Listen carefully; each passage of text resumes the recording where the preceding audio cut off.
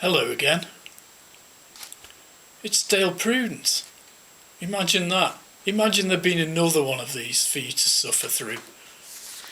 Dale Prudent reads, today, Bellends in suits. Shall we begin?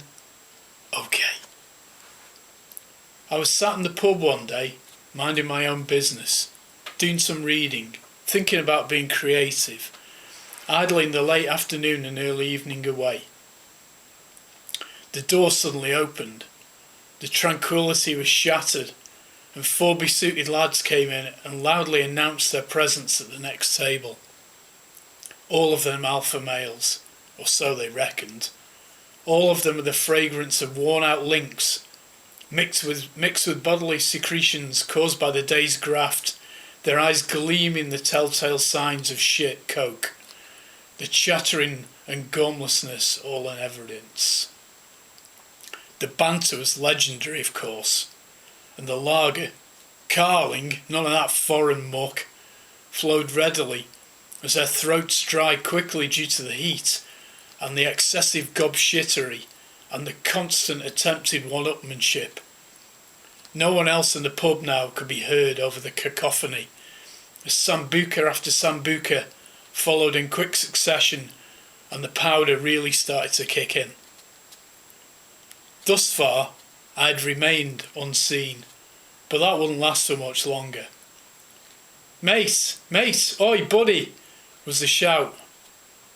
I fucking hate the word buddy.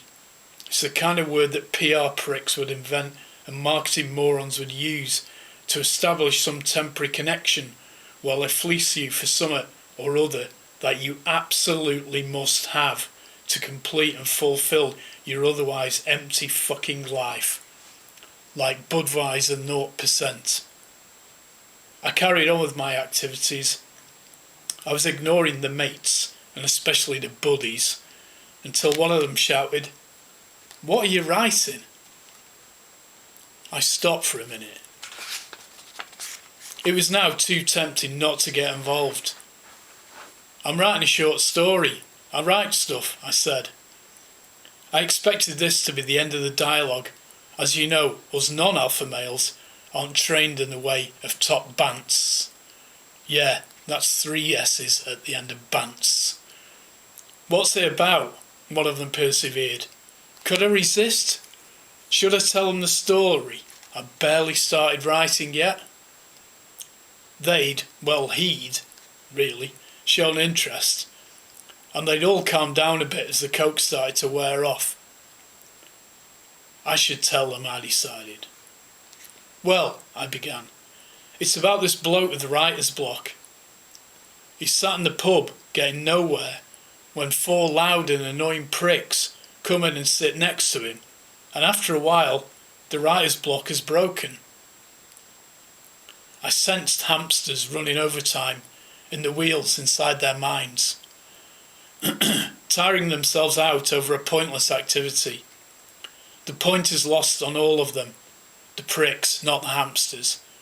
It's a true story, I conclude. Alpha male I may not be, but neither a bell end in a suit. Thank you. Goodbye.